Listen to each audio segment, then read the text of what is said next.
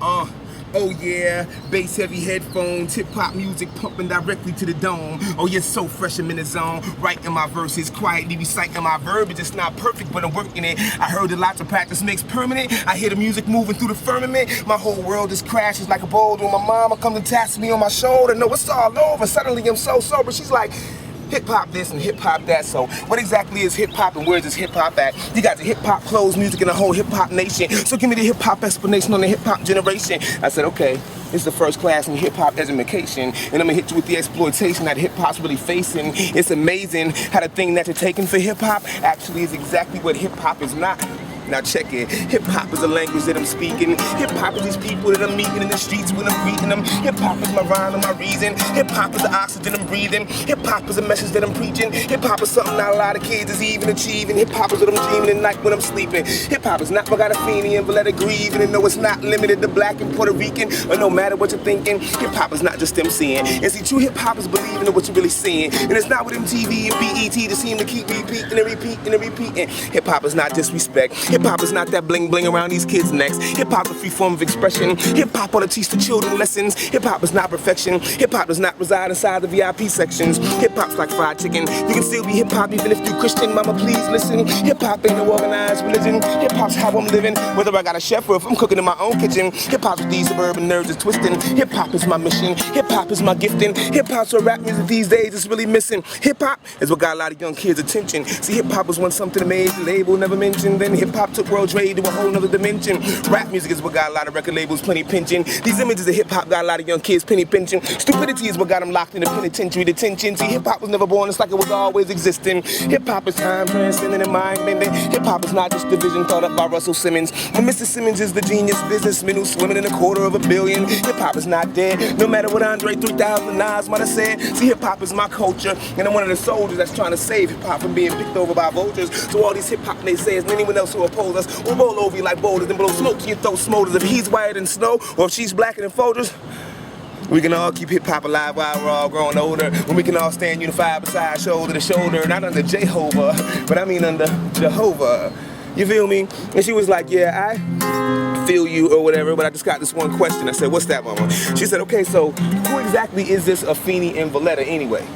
So I said, no, that's a whole nother story for a whole nother time. An old allegory for a whole nother rhyme. The same category, different chapter, flip the page. We're living in a different day and age. It's all so sublime, being divine, being trapped in time. For the time being, finally I'm seeing. If seeing is believing, then I believe the things I see to reach beyond reasoning. Something's got me breathing deeply when I'm sleeping, dreaming. My emphysema is wheezing, my heart's beating like a timpani. I think I'm tweaking in my sleep. I need to reach my peak because I'm afraid. I can't feel my feet, but I need to feed the greedy green beast within. This berry I keep it sitting, so I know Jesus sees my sins, and I know I can't keep them in, so I confess to get it off my chest. I'm a mess. Hip-hop is not just how young people dress. Hip-hop's how we release our stress. Life to test to our past. Hip-hop's what helped me save my own grown behind. Hip-hop's my future, my present, and my past is my answer when you ask me, what is hip-hop? What is hip-hop? I was like, Mom, when it all boils down to it, you know this thing that we call hip-hop ain't nothing more than just two words. I am the TAO of hip-hop.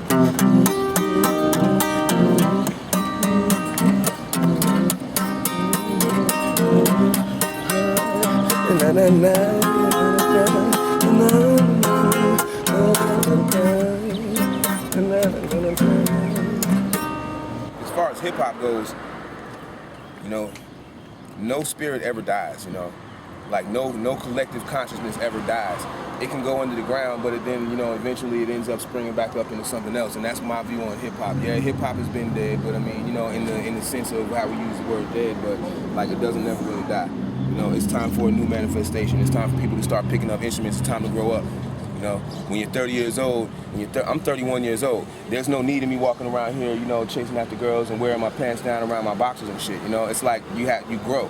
If it's not growing, then it's not living. And hip-hop is definitely a living thing, you know, and I'm one of the people who's part of the growth of it. People we need to begin to feed our spirits, cause hatred and greed will make you deceive. You see, my generation's lost, I paid the cost for the seed, like his wrist and his feet when Jesus proceeded to bleed. Just in case of my untimely demise, God live inside me and see him in my eyes. You feel her in my touch, just know no matter what, that I never ever had a regret. In case of my untimely demise. God live inside me and see him in my eyes. You feel it in my touch. No matter what, that I never had a regret. Now when I die, what's gonna be my legacy? What will people remember whenever you mention me on my obituary? Will it say my rhymes is nice in 16 years that I touch anybody's life? When I die, I don't want my body laid up in no casket. Don't nobody really gotta bring me flower baskets, cause really my memories should be leaving a lasting impression on these people that I'm meeting in the passing. Don't nobody preach, don't give a long speech. Just get up on the mic and say whatever you like. Of course you talk about death, but celebrate life. Just conversate with other people, generate light. Let them know Dow Jones did not go without a fight. If you want to know me well, to read this letter that I write. Now I feel my body weakening and my soul's taking flight. Now eternally I'm resting with the universe.